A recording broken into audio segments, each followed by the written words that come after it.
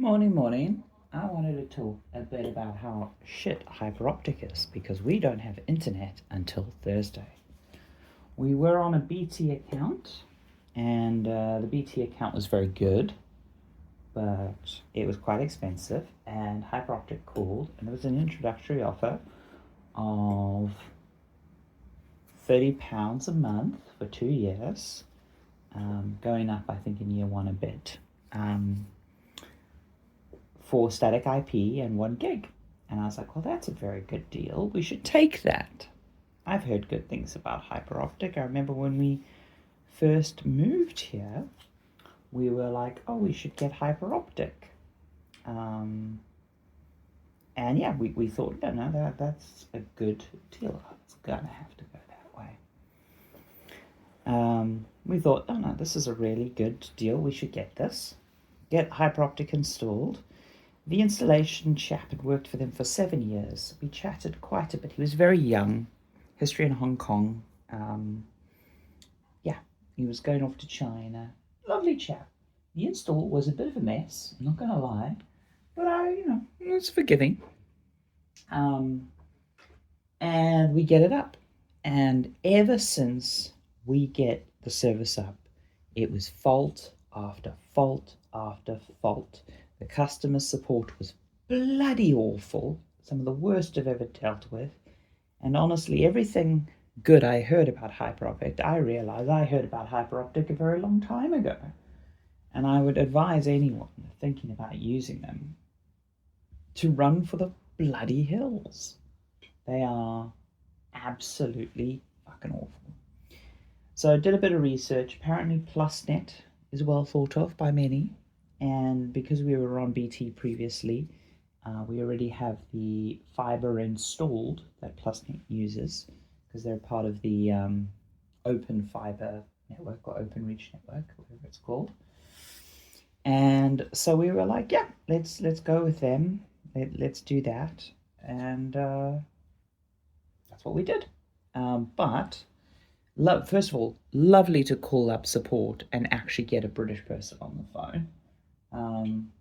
It's just useful because it's like immediately, they get you, you get them, you can chat, speak, do the shit, but you also know that like if a company is hiring its customer support locally, then it still gives a shit about customer support because it's bloody expensive. It is bloody expensive to run your call center in the UK. I worked in a call center for Apple when I first got to the UK. But anyway, the problem is that we can't get internet till Thursday. I'm going to still continue some work. I'm going to probably go to the studio space tomorrow. Not today. I've got a friend coming today. And I think I'm going to take this opportunity to go climbing today. As I say, the video is going up late because internet problems. It caused complications for role-playing last night because my role-playing stuff, we do it all in person, but a lot of my systemic prep relies on like online tools. I've got like my notes in an Obsidian vault that I sync across multiple machines. So there was complications for that were unpleasant but not insurmountable. But mostly it was just the amount of time wasted, the god-awful customer support from hyperoptic. Not just on the technical side, on the customer support side, the blatant lies. Like, I cannot recommend highly enough to just avoid them like the bloody plague. I've dealt with BT, I've dealt with Sky, I've dealt with all major providers in the UK at one time or another, and obviously they go through sort of waves of, oh, we're investing in customer support, we're not investing in customer support, so it shifts and moves a bit. And unlike some countries, we do actually have competition in our fiber networks, so you can generally get a good deal and switch up like what I'm doing now. And the switching process is usually pretty graceful with no sort of dropout, but hyperoptic was so shit. I literally just had to cancel to avoid the 2-year contract kicking in. And they had the fucking gall to try charge me, force me into a 30-day notice period during the contractual regret limit, which is pretty fucking illegal. Sorry, as you can tell, I'm a little bit riled by this, and I was this close to just taking it to small claims court and making an absolute nuisance of myself. I was just that angry that I wanted to do it, because I was just like, you have upset me enough that I will make my life more miserable to upset you. Um, you know, I was at that level of spite with them, and yeah, yesterday was a day of anger. And you know how it is. Anger's a useful emotion at times, but it wears you out. It takes a lot of energy to be angry.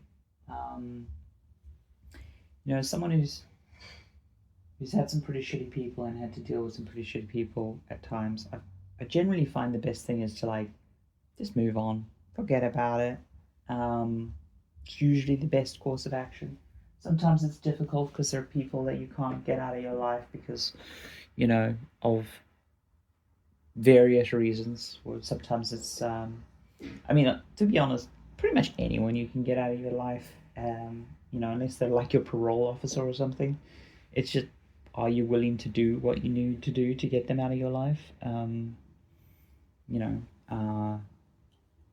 yeah, no, nothing is permanent, and even a parole officer, to be honest, there's things you can do. There's appeals and stuff you can do. It's like, I mean, apparently I did see a TikTok actually that if you use the term parole officer, you haven't been involved in law enforcement or the judiciary system in a very long time, because they're not called that or haven't been called that for a very long time, and it's very much only like a Hollywood term. It's not a term actually used. So yeah, anyway, I should probably wrap this up. No, it's most me raging at hyperoptic.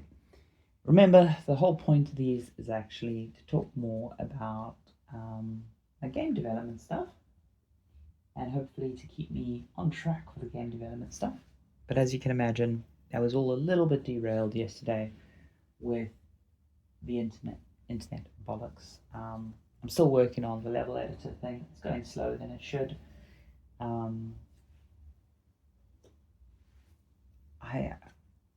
have no excuses. Honestly. I let myself get very tilted by the internet thing. Hyperoptic, fuck you. Can't say that enough.